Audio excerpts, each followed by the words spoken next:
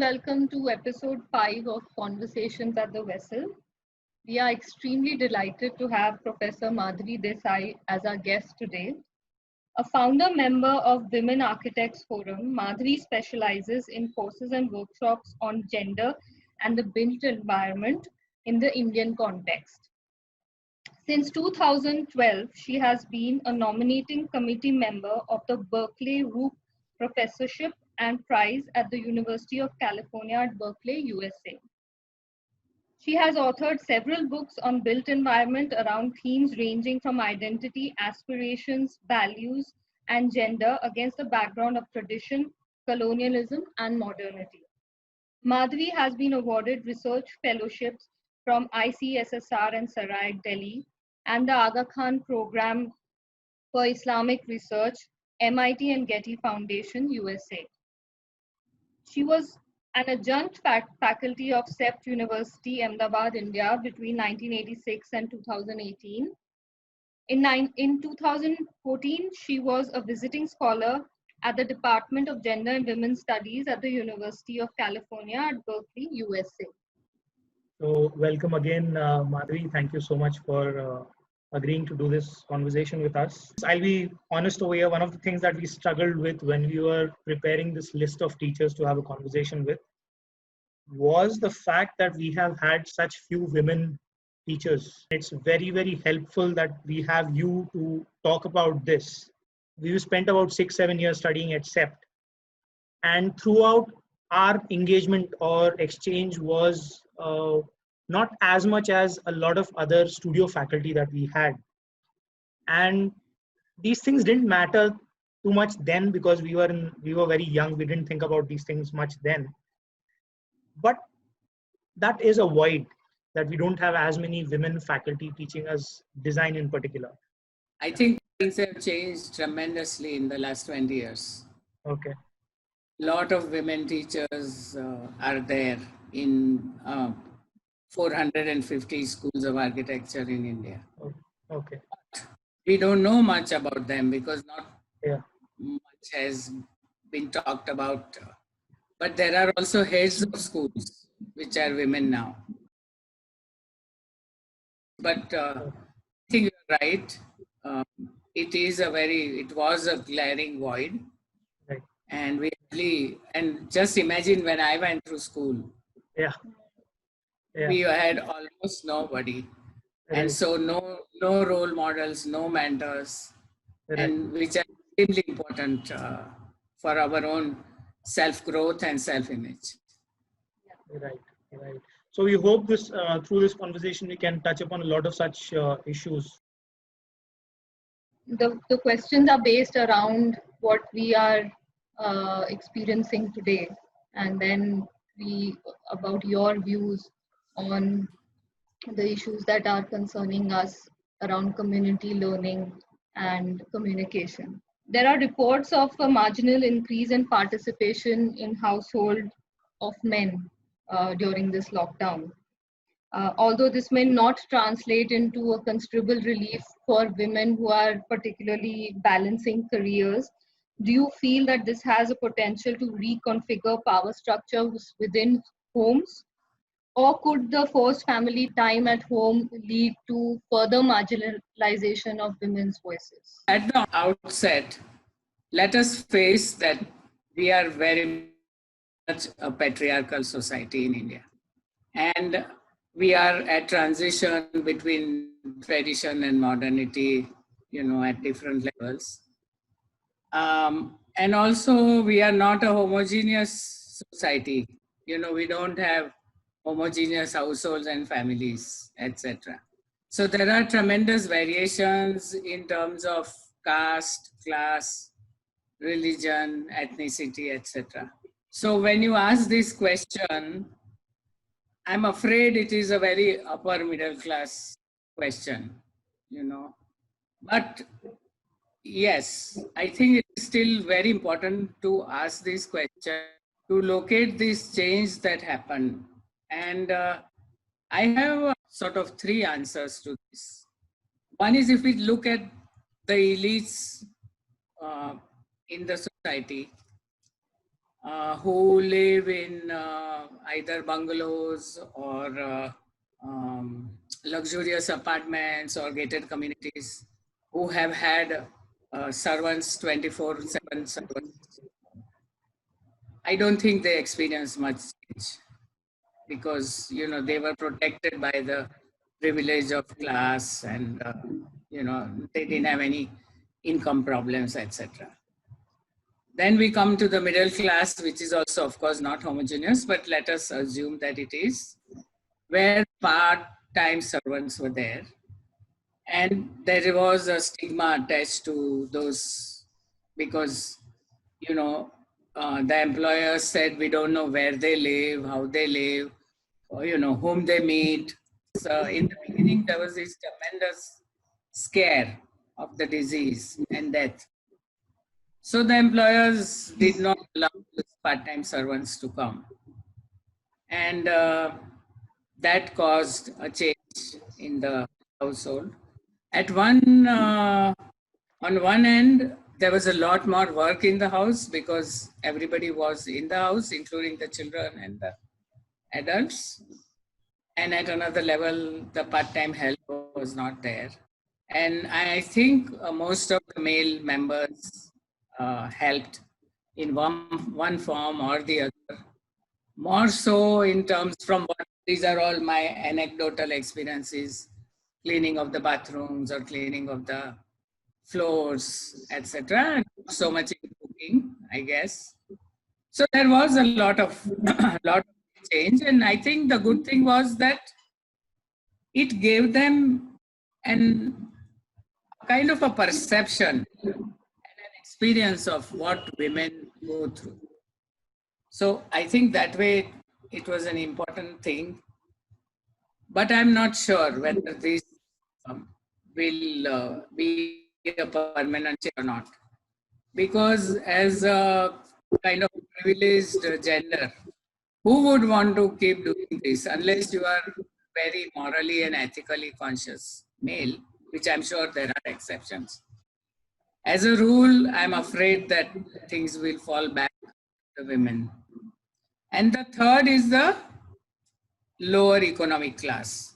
And I think, I'm sure due to tradition, etc., the male probably did not contribute much, but I think they were very different. They were, you know, lack of space, no question of distancing, the tremendous combination of losing the jobs and being in the house, and I'm sure it led to domestic violence and all kinds of other stresses that we probably don't know much about. Very broadly speaking, I think these are the range of responses that I can say happened. So moving on from here, the pandemic has kind of exposed our vulnerability and our fragility. It'll help us if in modesty we accept that nature cannot be screened, nor can it be controlled. And we may benefit from a revised approach of trying to live in some kind of a balance with nature. However, as you just mentioned, that there is a big risk of trying to get back to how things used to be. So this rush also, it's not just about the economic systems or engagements, but it is also about our relationship to nature. Do you think we might miss out on this opportunity of reimagining how we live? It is very much nature's lap.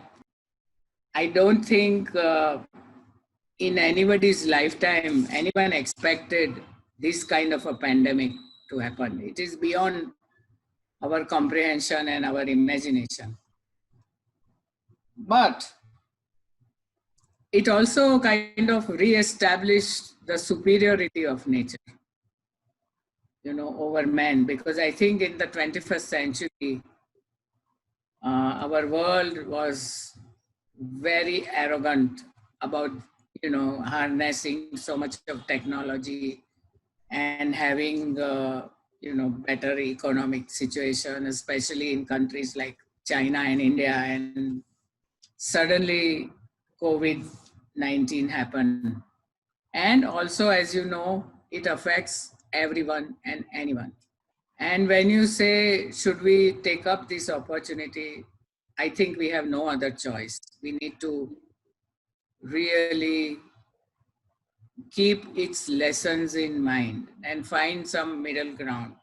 We need to rethink and reimagine, what are our priorities.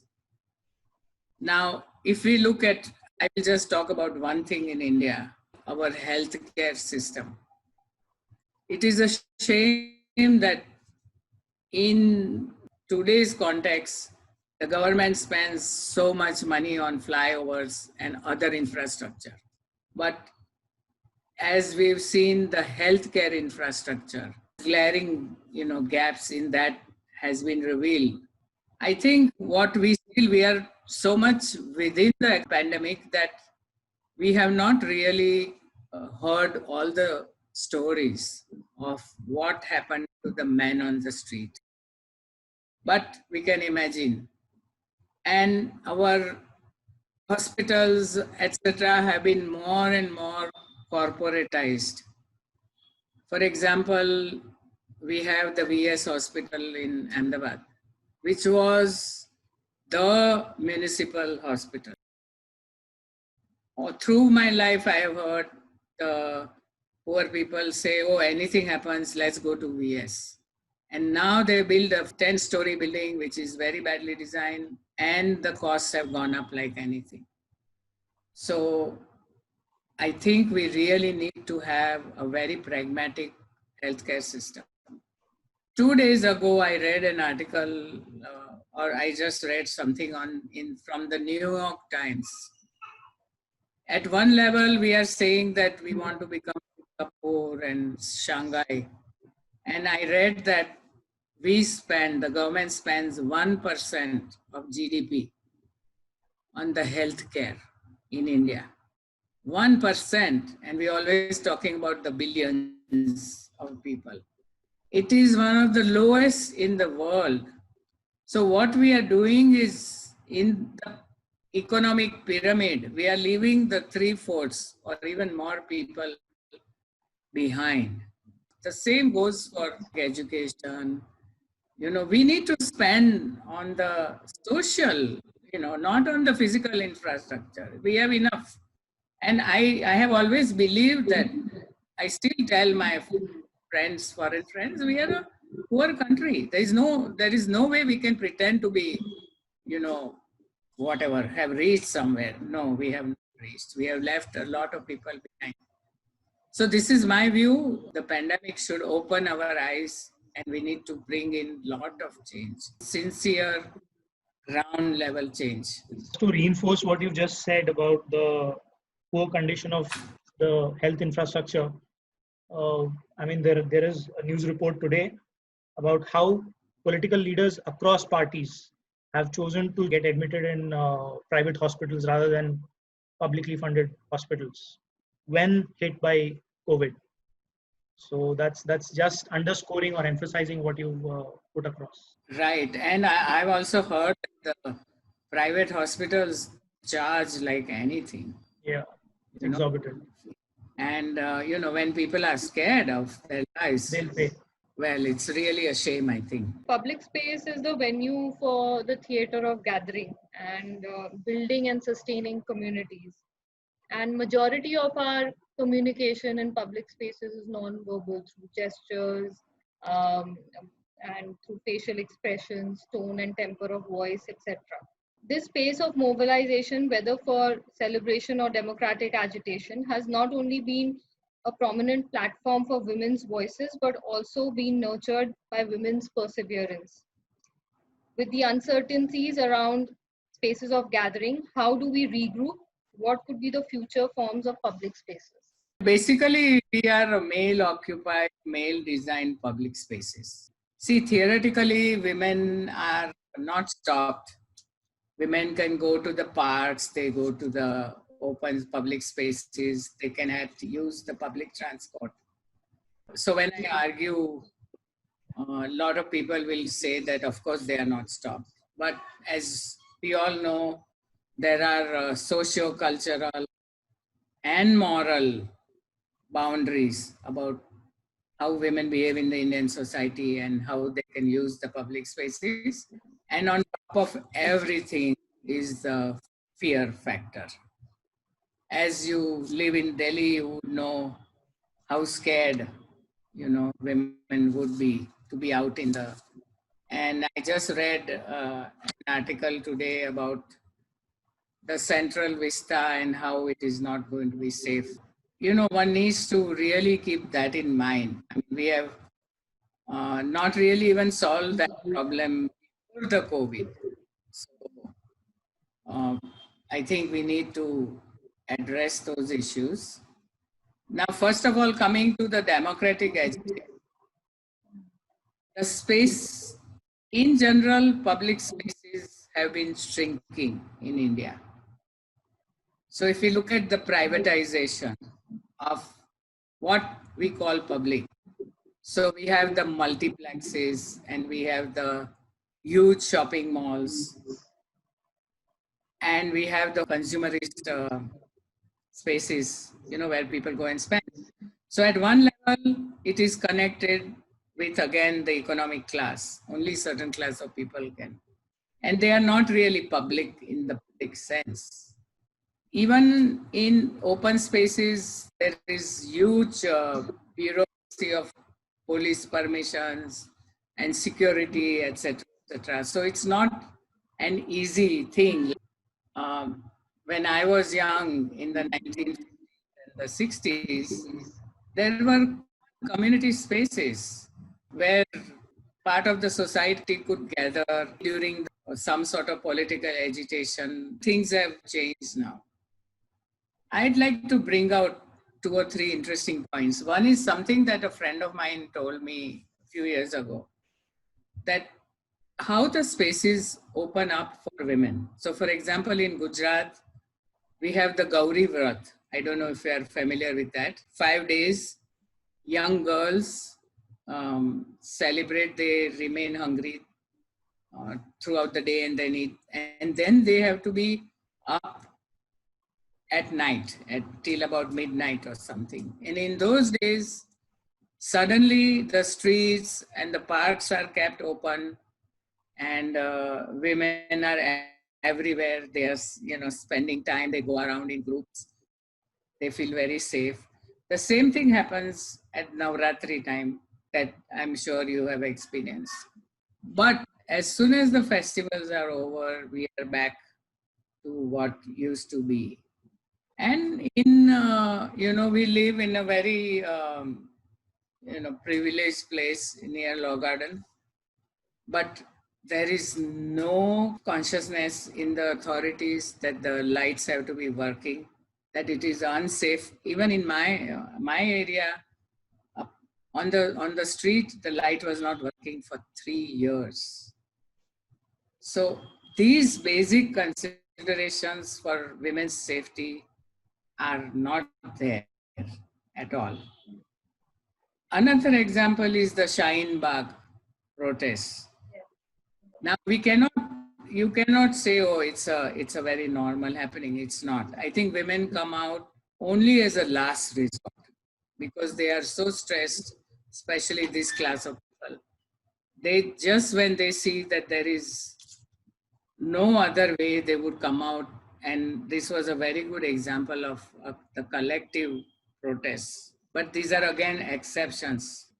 So I think our democracy is fairly challenged. So what should we do? You also ask what should we do for the future? I think we need to have people-oriented, people-centric public spaces, very, very consciously designed. And as you must have gone around in places in Europe, pedestrianization makes a lot of difference. Then eyes on the street, which for women's safety. So mixed land uses. These have to become part of our planning norms. The planning norms have to be redesigned with these in mind. Now, at the same time, a city is dense. We have dense built up areas in the city. And we need that for the vitality of the city and for the workability. So it is a huge design challenge.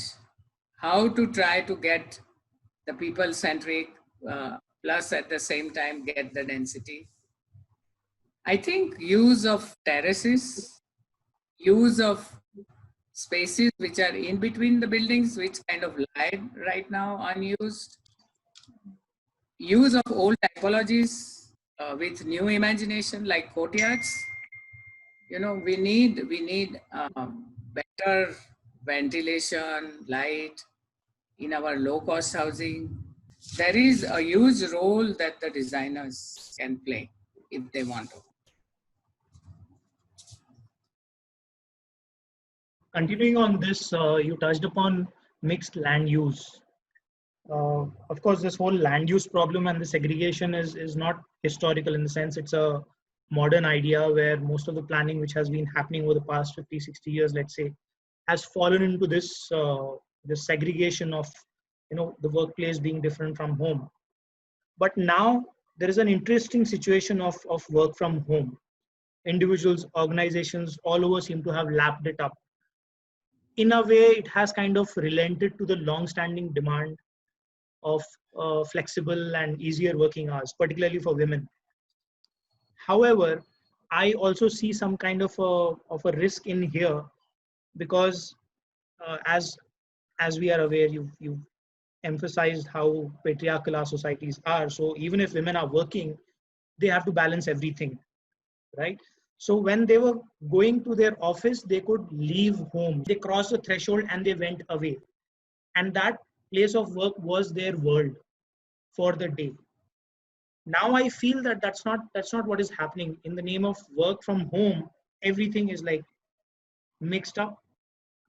What was slightly convenient for the woman perhaps is no more there. And you have men, children, everybody all around into each other's hair. There are also reports of increased sexual harassment.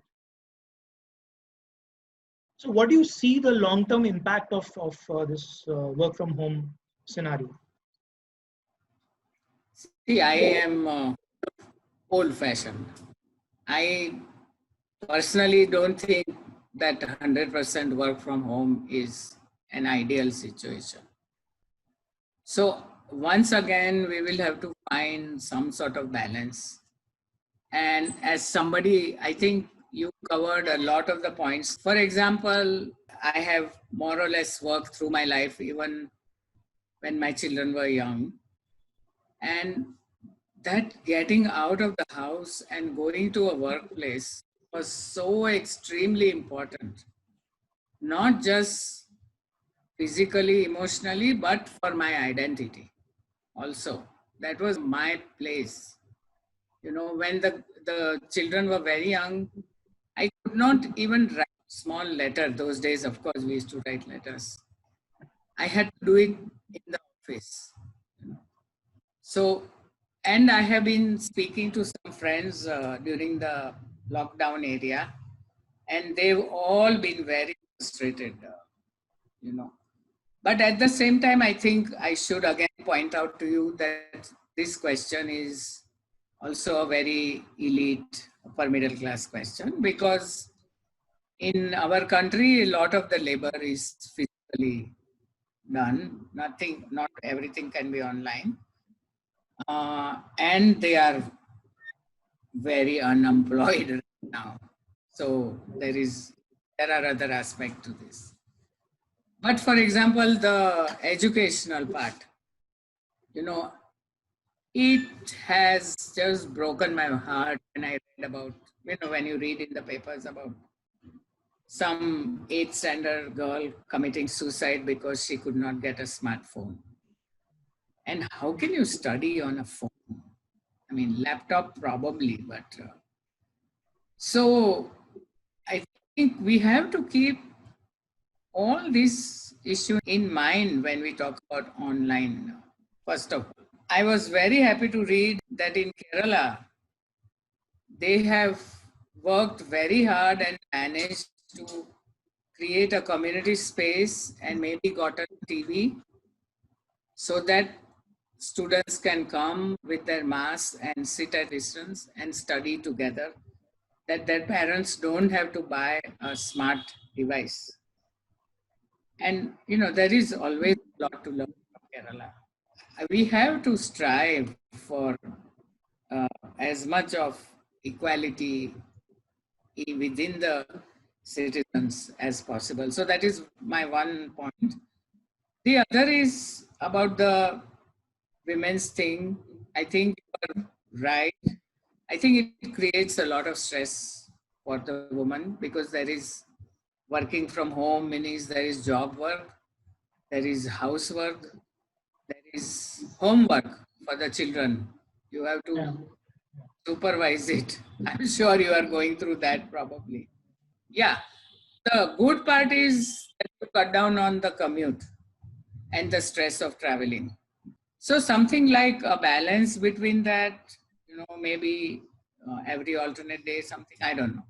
We will see as the time progresses that how best we can achieve this. But again, as I said, domestic violence, sexual harassment, all has increased. Not again in our privilege, maybe not, who knows, but where spaces are restricted, it's not a very ideal situation for the woman to be home 24/7.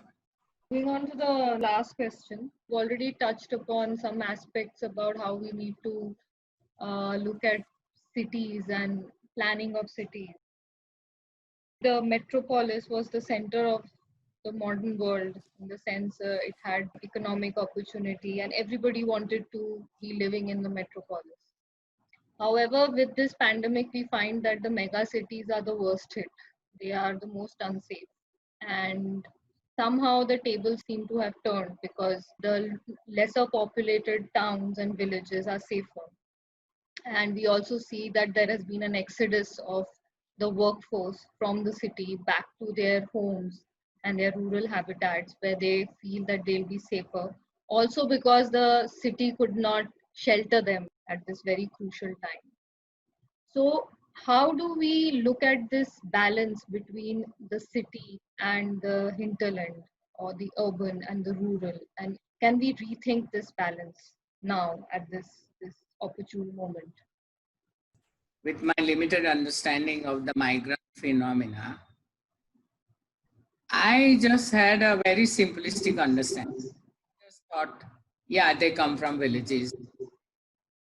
I also teach courses on understanding gender in the city. And I have given assignments tracing, for example, tracing how a migrant woman and how a migrant man lives. So like that, I had a little bit of exposure. But for me, it really came as a shock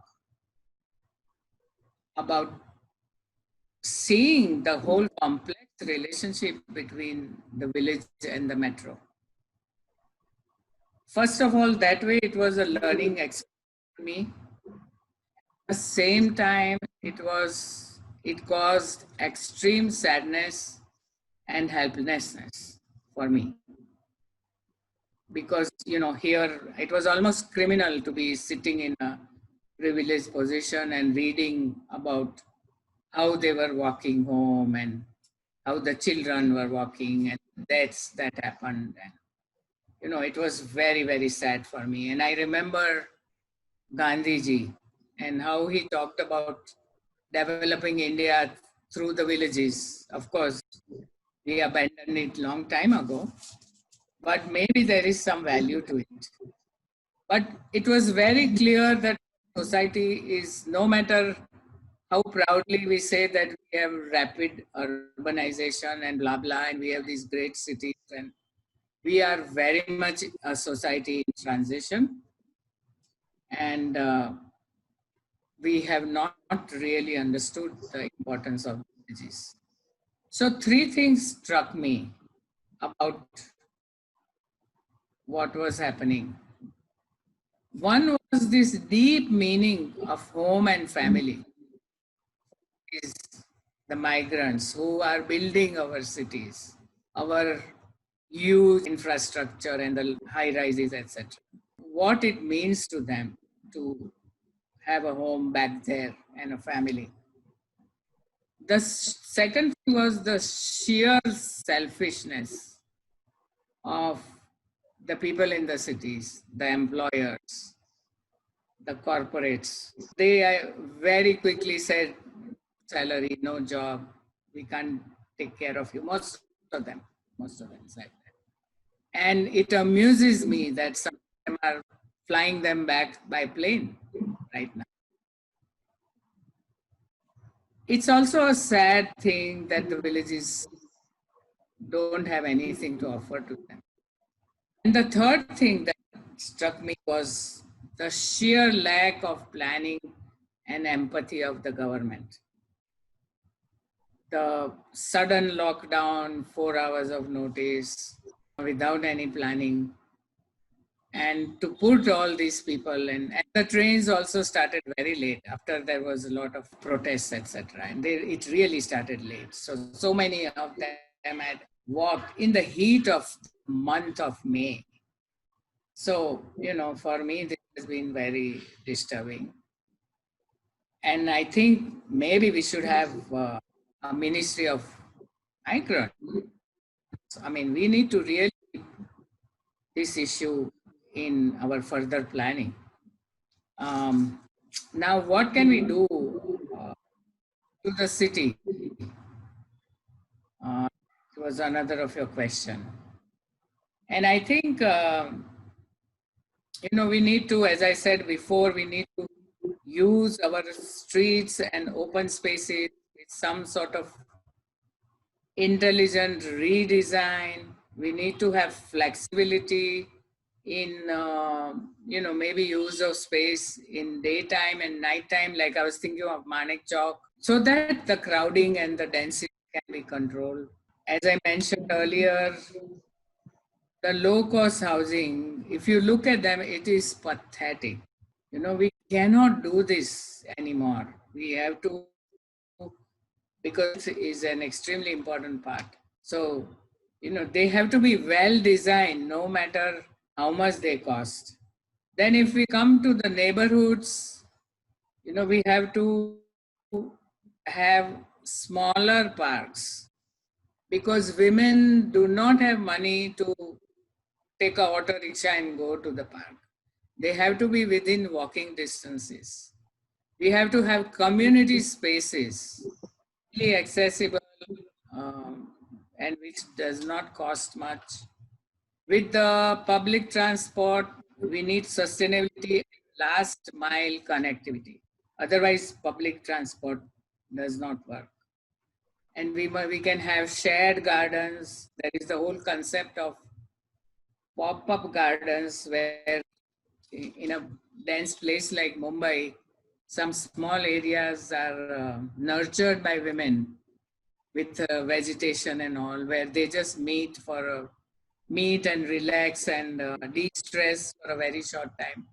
So we have many challenges. The architects and planners, if they applied their mind and imagination, can meet. And that's all I have to say. Yeah, of course, creativity and imagination is important, but I think what you've repeatedly said is there needs to be a change in policy. There needs to be a change in perspective as to what is it that you're looking towards and what is it that you really have. Change in priorities and in the process of planning. Yeah. Because we work at very large scales. I don't know how many urban design departments we have. So between the building and the master plan, there is a huge gap in design. Yeah. That is where we really need to work and make an impact. Yeah, I think this is something that we are getting across the board, this response that it's not the mega projects and the large scale sort of measures, but it's really looking at something that is walking distance, something, the smaller communities, the smaller areas. That's what we need to nurture. Right. So the unit of design has to come down to either the ward, if not even smaller, you know. And I'm very happy to say that in Mumbai, the first plan that was presented was rejected. So when they did the second plan, they were working on the second plan. They involved women's organization, women planners, etc. And they have been able to introduce, first time in India probably, that certain changes have been introduced. So, you know, one can use that as best practice, Right. take it further. Right. But all this needs political will. That was very nice to hear your thoughts. Thank you for giving me the opportunity for excellent questions. So, you know, made me think, and wish you all the best. Thank you. Thank you so much.